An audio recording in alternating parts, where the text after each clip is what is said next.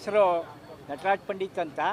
ನಾನು ಸಾಹಿತ್ಯದ ವಿದ್ಯಾರ್ಥಿ ಏನಲ್ಲ, ಆದರೆ ಭೈರಪ್ಪನವರು ಯಾವ ರೀತಿ ಎಷ್ಟು ಸರಳವಾಗಿರ್ತಾಯಿದ್ರು, ಅವ್ರ ಮಾತಲ್ಲಿ ಯಾವುದೇ ಡಾಂಬಿಕತೆ ಆರ್ಟಿಫಿಷಿಯಲ್ನೆಸ್ ಇರ್ತಾ ಇರಲಿಲ್ಲ ಅಂತ ಮಾತ್ರ ಹೇಳಕ್ಕೆ ಬಯಸ್ತೀನಿ. ಇದಕ್ಕೊಂದು ಉದಾಹರಣೆಯಾಗಿ ಅವರ ಹುಟ್ಟೂರಾದಂಥ ಸಂತೇಶ್ವರದಲ್ಲಿ ಒಂದು ಕಾರ್ಯಕ್ರಮ ಆಯಿತು. ಆ ಕಾರ್ಯಕ್ರಮದಲ್ಲಿ ಏನಾಯ್ತಪ್ಪ ವಿಶೇಷ ಅಂದರೆ, ಪುಟ್ಟೇಗೌಡರು MLA ಚಿಕ್ಕೋನಹಳ್ಳಿ ಗೇಟಿಂದ ಎತ್ತಿನ ಗಾಡಿ ಮೇಲೆ ಅವ್ರು ಕರ್ಕೊಂಬಂದರು. ಸುಮಾರು 10-15 ಸಾವಿರ ಜನ ಹಳ್ಳಿ ಜನ ಎಲ್ಲ ಭಾಳ ಪ್ರೀತಿಯಿಂದ ಸೇರಿದರು. ಭೈರಪ್ಪನವರು ಭಾಷಣ ಮಾಡ್ತಾರೆ ಅಂತ ಭಾಷಣ ಶುರು ಮಾಡಿದ್ರು.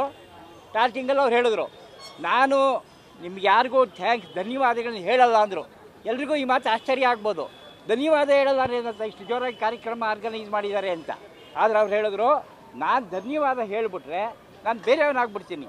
ಮನೆಯವರಲ್ಲಿ ಏನಾದ್ರು ನಾನು ಈ ಮೂರಿನ ಮಗ, ನನಗೆ ನನ್ನ ಜೀವನದಲ್ಲಿ ಏನು ಆಸೆ ಅಂದರೆ, ನನ್ನ ಜೀವನದ ಕೊನೆಯವರೆಗೂ ನಾನು ಈ ಊರಿಗೆ ಬಂದೋಗ್ತಾ ಇರ್ತೀನಿ. ನನ್ನ ಮಕ್ಕಳಿಗೆ ಸಹ ಹೇಳಿದ್ದೀನಿ, ನಾನು ಹೋದ ನಂತರ ನೀವು ಈ ಊರಿನ ಸಂಪರ್ಕ ಕಳ್ಕೊಬೇಡಿ, ಈ ಹಳ್ಳಿ ಸಂಪರ್ಕ ಕಳ್ಕೊಬೇಡಿ, ಈ ಹಳ್ಳಿ ಜನರ ಪ್ರೀತಿ ಕಳ್ಕೊಬೇಡಿ ಅಂತ. ಈ ಒಂದು ಮಾತೇ ಸಾಕು. ಅವ್ರು ಎಷ್ಟು ಸರಳವಾಗಿ ವರ್ತಿಸ್ತಾಯಿದ್ರು, ಅವ್ರಲ್ಲಿ ಯಾವುದೇ ಕೃತಕತೆ ಇರ್ತಾಯಿಲ್ಲ. ಅವ್ರು ನೇರವಾಗಿ ಹೇಳೋರು. ಅವ್ರು ನೇರವಾಗಿ ಹೇಳೋವಂಥ ಮಾತುಗಳೇ ಕೆಲವರಿಗೆ ಕಠಿಣ ಅಂತ ಅನಿಸಿರ್ಬೋದು, ಆದರೆ ಅವ್ರು ವಾಸ್ತವವನ್ನು ಮಾತ್ರ ಹೇಳ್ತಾಯಿದ್ರು. ಅವ್ರಲ್ಲಿ ಡೋಂಗಿತನ ಅನ್ನೋದು ಇರ್ತಿರಲಿಲ್ಲ. ಆ ಡೋಂಗಿತನ ಇಲ್ದಲೇ ಇರೋದ್ರಿಂದನೇ ಅವ್ರು ಅಷ್ಟು ಎತ್ತರಕ್ಕೆ ಬೆಳೆದ್ರು.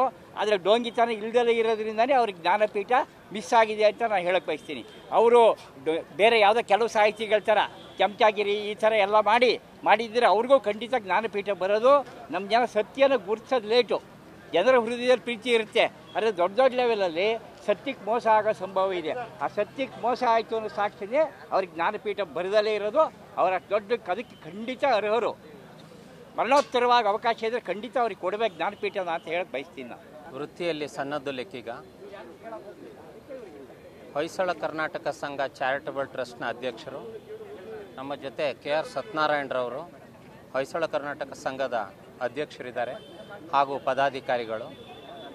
ನಮ್ಮ ಮಾನ್ಯ SL ಭೈರಪ್ಪನವರು ನಮ್ಮ ಹಾಸ್ಟೆಲ್ ವಿದ್ಯಾರ್ಥಿಯಾಗಿ ತಮ್ಮ ಬಾಲ್ಯವನ್ನು ಕಳೆದಿದ್ದಾರೆ. ಒಬ್ಬ ವ್ಯಕ್ತಿ ಜೀವನದಲ್ಲಿ ಅತ್ಯುನ್ನತ ಶಿಖರವನ್ನು ಏರಬೇಕು ಅಂದರೆ ಹಣ ಆಗಲಿ ಅಧಿಕಾರ ಆಗಲಿ ಮುಖ್ಯ ಅಲ್ಲ, ಪರಿಶ್ರಮ ಅನ್ನೋದನ್ನ ಅವರು ಯುವಕರಿಗೆ ತೋರಿಸ್ಕೊಟ್ಟಿದ್ದಾರೆ. ತಮ್ಮ ಪರಿಶ್ರಮದಿಂದ ಇಂದು ಅವರು ಒಂದು ಇತಿಹಾಸವನ್ನು ನಿರ್ಮಿಸಿದ್ದಾರೆ. ಅವರು ಕಾಲವಾದರೂ ಸಹಿತ ಅವರ ಕಾದಂಬರಿಗಳು, ಅವರ ಕೃತಿಗಳು ಎಂದೆಂದಿಗೂ ನಮ್ಮ ಹೃದಯದಲ್ಲಿ ಜೀವಂತವಾಗಿರುತ್ತದೆ. ಅವರೇ ಒಂದು ನಮ್ಮ ಮುಂದಿನ ಪೀಳಿಗೆಗೆ ದಾರಿದೀಪವಾಗಿದ್ದಾರೆ.